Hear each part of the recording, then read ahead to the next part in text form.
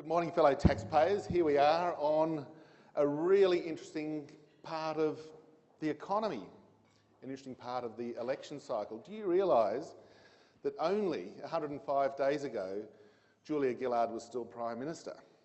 Hasn't a lot happened in just 105 days? You know, we had Kevin Rudd coming back, and then of course now we've got a new Prime Minister, good old Mr Abbott, who's going to be managing our economy. And so what I'm going to be talking about today is how things change. Lots of things are new, and this is the wonderful concept of economics and politics, is that even when you think you've got things right, even then when your business model's working well, you know things are evolving, things are changing, that something comes along and creates a new environment. And I'm going to be touching on a few of those issues today as we go through this. Okay, I went one too far. Right, so we've got a new government, that's the first thing. So Mr Abbott is the Prime Minister. So what now? Where is the economy going? We've sort of had a lot of discussion over the last 3 years, which I think was actually pretty poor. We didn't have a great economic debate. It was all about things that weren't unimportant, but from an economist's perspective, on things that matter to growing the economy, to making us wealthier, to educating our children, to making sure that we've got enough money in retirement when we're all getting older, and healthcare, these sorts of things. We didn't have a great discussion about those sorts of things. And even on some of the other important things like a budget surplus, we had this silly debate about should we be running surpluses and all of these things. And I think in the early weeks of the new Abbott government, we're seeing that actually a lot of that was just hot air, and that he's come into power and there's no budget emergency. He hasn't seemingly done much on the budget. He hasn't done a whole thing. So that's not being critical of Mr Abbott necessarily, but it just goes to show how good our economy actually is, that he doesn't feel the need to urgently change things, even though he's a new government with a new agenda and a new time frame for a whole host of things. The new issues for the economy are ones that have been evolving for some time now, and I think this is a critical issue when we think about how the economy is going to be performing, how your businesses are going to be evolving over the next little while. We've known for quite a while now, for the last couple of years, that the mining investment boom is ending.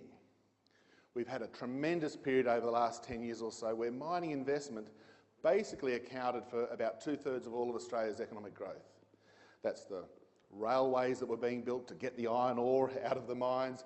It's the infrastructure that was associated with building those sort of things. That was the dynamic part of the economy.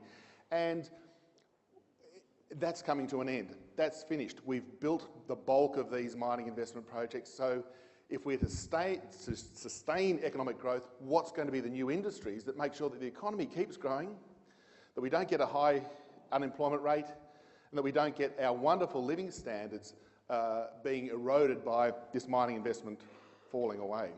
First one, this might sound like an odd one. I've got a few interesting sort of issues here, is aged care, disability care and healthcare. That sort of services side of the economy is clearly one where we're going to be transforming our economy. So it sort of sounds odd that we're getting rid of mining investment and we're going to have people looking after the oldies, the sick and the disabled. And it's a twofold thing that's going on here.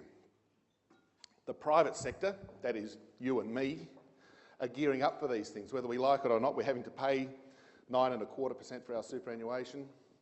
We're thinking about having to plan for our retirement more, so financial services, which I'll touch on in a minute, will likely to be growing very strongly as well. And overlaying all of that, we've got the government, both the Liberal and Labor governments, which was a good thing, agreeing to fund disability care. So we've got this scenario of evolving over the next 3, 5 and even 10 years, if we can look forward that far, where we're going to be spending, the government and the private sector, lots of money looking after us as we get older and caring for the disabled people and early retirement, these sorts of things. So that's an interesting sort of scenario where I think there's going to be a lot of jobs created, a lot of money spent, and so you're going to be seeing that part of the economy, believe it or not, picking up where mining's falling away. A very curious thing, and if you look at the employment numbers from our friends at the Bureau of Statistics, you can see that over the last, 2 or 3 years, that employment in these parts of the economy have been very, very strong. I mentioned financial services.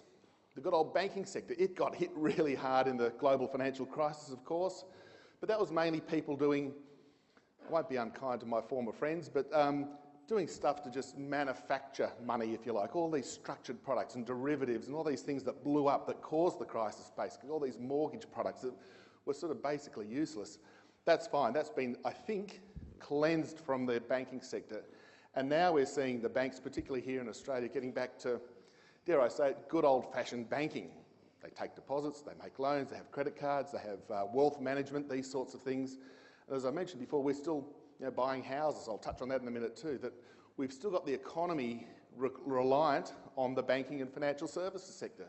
Things like insurance, superannuation, it's fantastic. So I think that's going to be a strong area too.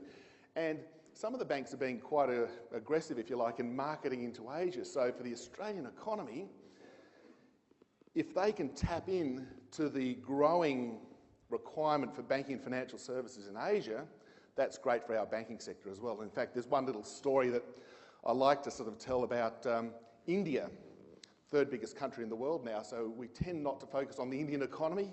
We tend to be worried about what's happening in Greece and Portugal and these other economies. They're important too, don't get me wrong.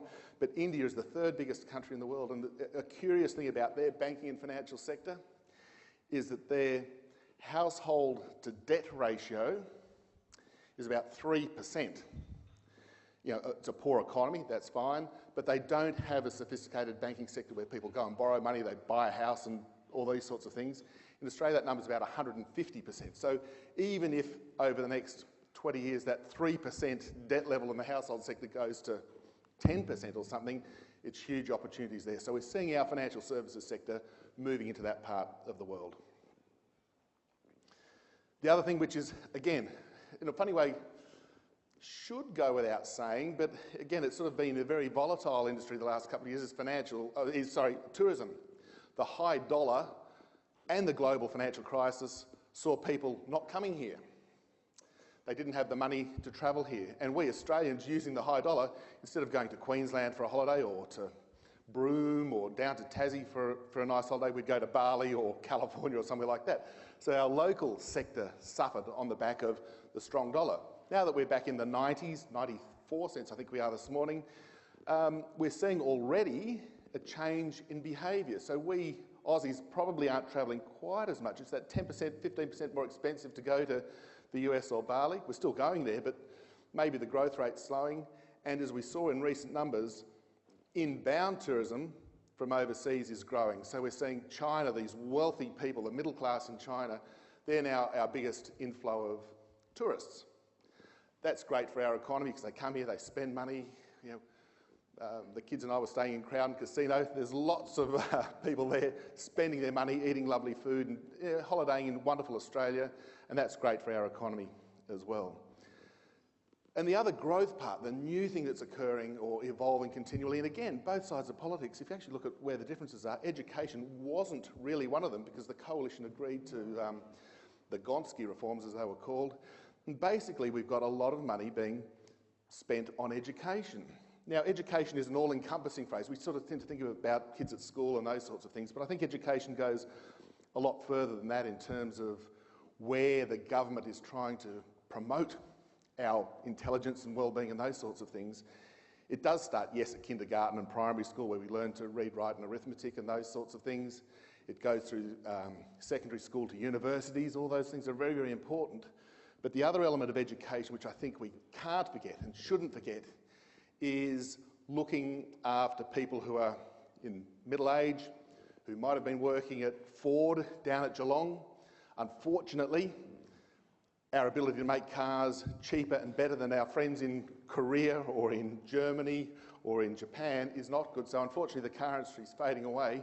Education is looking after those people who have lost their jobs, who are no longer required to work on the production line at Ford or one of the steel-making companies or one of those industries which is slowly fading, so that we can, as a well-off, decent society, retrain and re-skill those workers so they don't fall on the unemployment scrap heap. It's a really important thing to think about, that it's not just teaching our kids to read and add up, critically important. Foreign languages are going to be part of the education system. I think Mr Abbott's very keen to have kids learning Asian languages in particular. Terrific idea. I think we should have been doing it a long time ago. But so again, that's going to be an important part of changing the way the education system works. The only issue about education that occurs from time to time is that people, like many things in life, that they want a quick result. You know, spending money on primary school kids so that they can add up and read and write, you don't yield the benefits for the economy for 10, 15, 20 years. It's a long-run productivity change that's occurring. So there's this issue that's out there at the moment where you need policy makers, the government of the day, to have the foresight to say, look, we're going to spend a few $billion on education. We're not going to get any benefit from it tomorrow, but over 10 and 20 years, our economy is going to be smarter. We're going to be having kids and young adults, as they will be then, working in high-wage, high-value-added industries that Australia, which is the 5th richest country in the world, don't forget, having the people working in those areas that are high-paying jobs. You know, as I mentioned, we're the 5th richest country in the world. I think the only countries that are richer in per capita GDP terms are Qatar, Liechtenstein, San Marino, and Norway. I think that's the list. So, yeah, we're actually pretty good in that sort of thing. And to sustain that level of well-being, we've got to have smart people coming through. Now, I'm going to get to a couple of specific areas of the economy, just briefly, on where I think there's some optimism in there. The retail sector, I am really optimistic about retail spending over the next year. It's been going through the doldrums a bit. You can see that from these two charts, as an economist, I love my charts. So on the red chart on the left-hand side, you can see consumer sentiment. And you can see that over the last couple of years, it's generally been pretty weak. In the last couple of months, it's shot back up to 110. Some of that's probably to do with the election being out of the way, but I think some of it's due to the fact that interest rates are really low. You know, we're paying 5% more or less on our mortgages now. That's really good, and so people are feeling a whole lot better about stuff. When consumer sentiment's up, people tend to spend, and so that's a leading indicator of where the retail sector's doing well. I've got the household saving ratio there, and that's to show that over the last couple of years, in the post-GFC environment, you can see that green line shooting up from about 0 to 10% approximately. During the GFC, we saved, collectively, the household sector, 10% of our money. And that meant that we weren't spending it, by definition. So now that we've got all this savings built up, we're feeling optimistic because consumer sentiment's picking up. We've been deleveraging, which means we've been paying down our debt levels a little more rapidly over these last few years, that we're poised to spend. And I think that lift in consumer sentiment means that the retail sector in 2014 will actually be doing pretty well. And if the Aussie dollar stays roughly where it is, even if it goes back up a bit, I don't think that amount of shopping on the internet overseas will be quite as strong. So domestically, the retail sector should be doing pretty well, setting us up for a pretty good year. Housing's the other one. We've been hearing lots about housing bubbles, and you can see on the left-hand chart the house price changes, and you can see it's accelerating. We don't have the official numbers for the September quarter yet. September only just finished a few days ago. When we get those numbers, those lines are going to be up around about 15%. So the house price cycle is turning really strong. A couple of things that means: we're feeling richer, which is great. And in fact, we're reducing our leverage on. If you have a constant mortgage, by definition, if the price goes up, you've got less leverage and you've got more ability to spend down the future. So I think housing's going to be pretty strong. If we look at the right-hand panel, which is new housing construction, again, aside from the volatility that you can see, if you look at the red line, I hope it shows up clearly there, which is the trend line, it's moving higher. We're building more houses, and we need to. We desperately need to, because we've got strong population growth in Australia. Roughly 400,000 people a year through immigration and natural increase. So in 2.5 to 3 years, we have 1 million more people in Australia. We're going to need something like 400,000 new houses to be built over those 2.5 or 3 years. So that the amount of building construction will pick up. So one other area of the economy that's going to do better is good old-fashioned construction. We need to build houses. One issue for a new priority for the new government, and I think this is a sort of a sleeper of an issue. I think it's going to be one that will be increasingly important, maybe not for us in this room, but there's the casualisation of the workforce. It's really good for business to be able to ring up their employment agent and say, look, we need 20 people for the next 2 weeks doing 40 hours a week, and then because of a seasonal factor or whatever, we don't need them for the following 2 weeks. If you're the person working in that and you've got your mortgage and your bills to pay, you have that lack of consistency in your income flow because you're working really hard for 2 weeks, then you have nothing. So that's the casual workforce. So you have you don't quite have the job security of working for company X, Y and Z, or whatever it happens to be. And you don't get the benefits of super, you don't get the benefits of sick leave and these sorts of things. And I think that the Labor movement is starting to sort of say to people, look, this is a bit unfair. And I think that that's going to be one issue that will have to be really carefully managed. Not that I think there's going to be industrial disputation or anything like that, but it's going to be something that will have to be carefully managed if we're not to have the lower paid workers being really adversely affected. And it does actually impact on the real economy if these people are unable to get jobs on a consistent basis. So I think that's one issue that will probably be there. New priorities, Asia. I suppose it's not a new one, although it's encouraging to see Mr Abbott. His first 2 trips have been to Asia. He's been to Indonesia. Went and saw the Indonesian policymakers. Terrific. Had the APEC meeting, which I think he's on his way back from now. Terrific stuff. Engaging with Asia. Asia as a whole takes 70% of our exports. They're vitally important to us. If we engage with them both in terms of the export of iron ore and coal and those sorts of things, and tourism, these sorts of things, we're going to be much better off. So if we can link into Asia, be constructive partners with them in doing business, then all the better for Australia as well.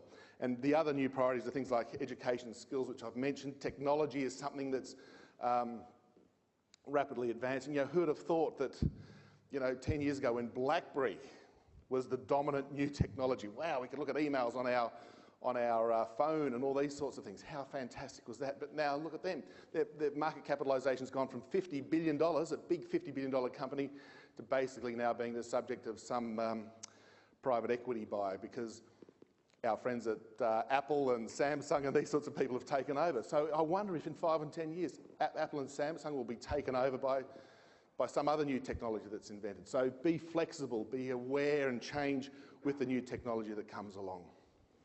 So where's the economy going? The end point of all this sort of stuff, we've still got to work out where the economy is expanding. So I'm an optimist, as you could probably tell, for next year. I think we're looking pretty good. I think that GDP growth will be about 3.5%. It's currently about 2.5%. As I said, the driver of that will be personal consumption spending, housing construction and exports doing really well. Mining investment will be weak, no question about that. So we've got this scenario where we're getting a change in the drivers of the economy from where we've been used to the last few years to where we're probably going to be next year. So 3.5% GDP is actually pretty good.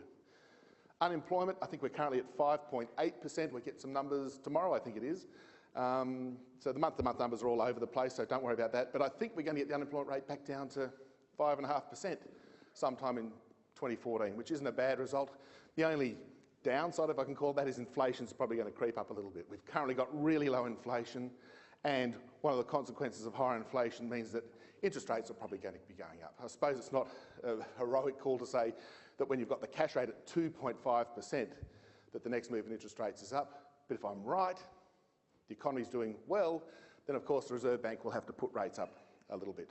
Perhaps quite a lot if the economy's even stronger than I'm currently envisaging. I reckon the Aussie dollar, we got to 88 cents a couple of months ago. As I said, we're at 94 this morning. Look, I've got a sneaking suspicion as the rates go up, the dollar will go back up. So I wouldn't be at all surprised if we get close to parity sometime in the next 6 months. So maybe we'll be travelling more to Bali and California and these sorts of things. But I've got a buoyant stock market. I must confess, I just looked at my mobile device and saw the US Dow Jones is down another 150 points. I think that's just all the silly buggers going on in Congress and blocking the budget and this debt ceiling and these sorts of things. But I'm still an optimist that if the economy grows strongly, you tend to get share prices doing well. So I'm thinking that the next year will be a good one for the stock market as well. So in all of this, I think the key issues to take away, the key issues to remember when you're thinking about the economy, thinking about where we are here in Australia, is forget the rhetoric from politicians. They're playing political games and we don't have a budget emergency, we don't have crises and all these other things. We're fine, we're AAA rated, everything's fine. And in fact, on the 1st of July, we started our 23rd straight year without a recession. Absolutely fantastic economic performance. And while we can all argue maybe we shouldn't have a carbon tax, and maybe we shouldn't have paid parental leave schemes that are so generous, and all these other little things, I think we're arguing at the margin, because the bottom line economy, the macro economy, is doing well. 23 years without a recession is great news. And we've had 11 years without an unemployment rate above 6%. Not many countries in the world can claim that sort of success. Most of them have double-digit unemployment rates. And if our economy is stronger, it'll probably creep a little bit lower. The other thing to mention is a wealth effect. In the last 18 months, with the stock market going up, house prices going up, the wealth of the economy in 18 months has gone up by $750 billion, $750 billion. It's a huge amount of wealth that we're seeing come back. Admittedly, the share market's come back, so our super funds are doing better, house prices are doing better, we're feeling a bit wealthier, so that's a good thing to take away from all of this sort of thing. So these old things of stock markets, housing, it's pretty basic. Economics in one sense is pretty basic. If you've got the economy growing, you've got the unemployment rate low, if you're engaging with age, or if you've got dynamic policy settings that are designed to promote economic growth, the Reserve Bank managing interest rates like they've done so successfully the last 20 years, you can be pretty much an optimist about the economy. So, I'll leave you with the thought that 2014 will probably be a good year for the economy, and if you position yourself well, you can take advantage of a strong economic performance. So, thank you.